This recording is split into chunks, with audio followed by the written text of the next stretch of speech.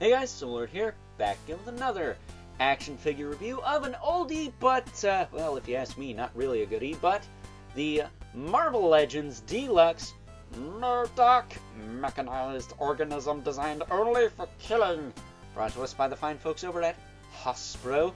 Of course, wrapping up my Marvel Legends reviews for a little while. We'll get back to them at some point, but this is a figure I picked up on a good old Big Bad Toy Store for like 20 bucks, 25 bucks shipped.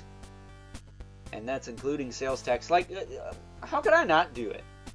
How could I not do that? I've had this guy for a while, though. I think I got him before Thanksgiving, if I'm not mistaken. Thanksgiving 2023, for those of you watching this in the future. Which you will be, because this will be uploaded for a future date, because I'm recording it before 2023 is even over. If you can actually believe that.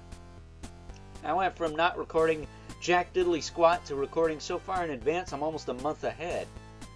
You know, I could probably use a break now and then, but I did take one of those. We need to get back into the swing of things. The Deadpool 2-pack review, and then a couple of reviews I filmed that went up after that. The Eye Guy and Pighead Power Rangers Lightning Collection reviews, which you haven't seen yet. Those will come up very shortly here, as well as the Jacob Marley Figura Obscura were the last videos I recorded. But again, we need to get back into the swing of things. So here's M.O.D.O.K, a big man baby head with arms and legs and a hover chair. This is not my favorite character design from Marvel Comics, folks. This does nothing for me, but again, for 25 bucks, I couldn't pass it up. I hope the Mojo figure goes that cheap at some point. I'd love to have him too, but time will tell, I guess. But as far as accessories go for this guy, he does have a pair of swappable hands, some gesture style posing hands. Then he's got a swappable face, very disgruntled looking face, which if you pull this face out, you can pop this one in. It's very easy to do. This one locks in a little tighter, so this is the one I tend to use. But they're both very easy to swap out. And then you do have the standard look there. But as far as articulation on this guy goes, you know, he turns. This turns. It's got a bit of a ball joint. The base turns.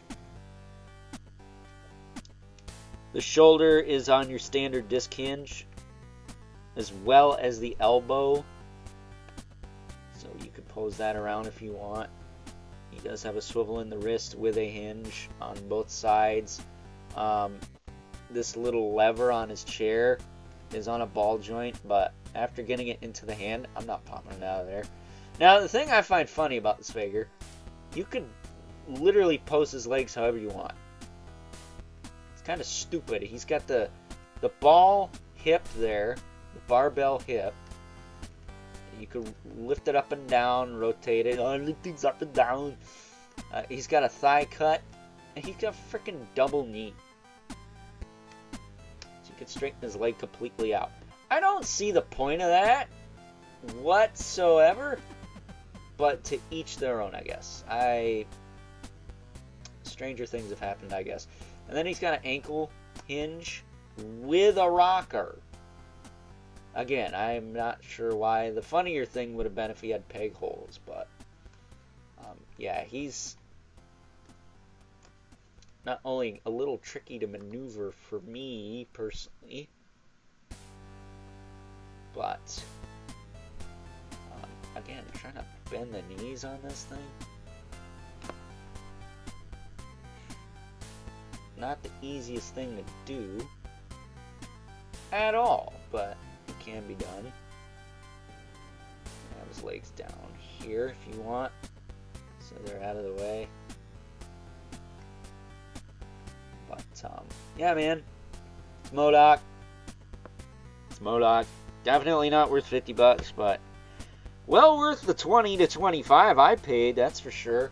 If only all Marvel Legends of this size cost that, and weren't just flying man baby heads with arms and legs. I gotta tell you, I'm not the biggest M.O.D.O.K fan. I could have cared less if they ever made a new one. I think the Toy Biz one is fine. I do think they should have got his little side cannons or like an effect piece for the thing on his head. We did get those. I have it in my box because he was an early windowless packaging figure, and a lot of people didn't complain about that. Unless you're Anthony's Customs and got two of the same leg with yours. Because that's what happens with blind box packaging, folks. You either get the wrong figure or you get the wrong parts for the figure you paid for.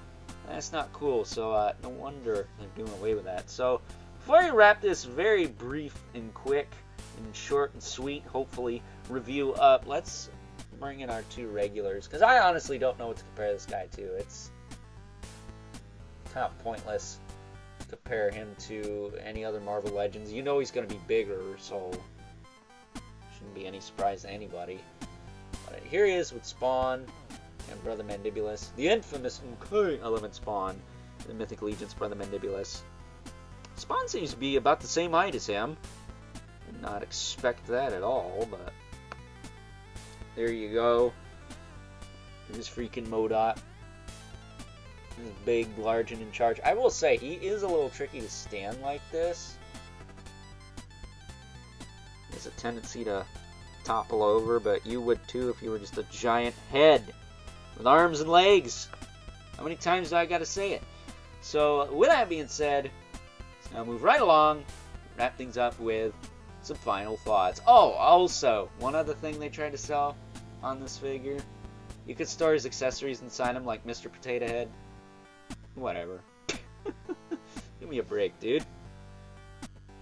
Overall, and I'm gonna stand by my previous statement in saying that if this guy was not on clearance on good old Big Bad Toy Store for, what was it, 20 bucks? 25 shipped? Something crazy cheap like that.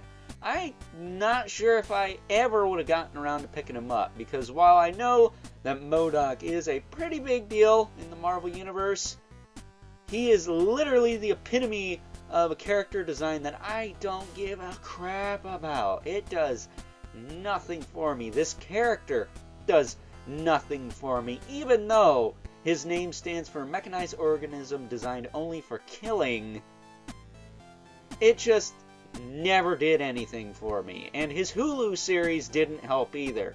As much as I like Patton Oswalt as a comedian, the Hulu series just, I don't know, after one watch, that was enough. Didn't really feel the need to revisit it. So, despite what I feel about this character, however, I think Hasbro did a decent enough job bringing this guy to life in the modern era of Marvel Legends, which is more than I could say for a lot of releases from that line. But the past week or so, we've looked at some of the better offerings, and even though this is an old one, it's not too bad for 20 to 25 bucks, that is. I mean, seriously, he is just a big man baby head with arms and legs in a hover chair.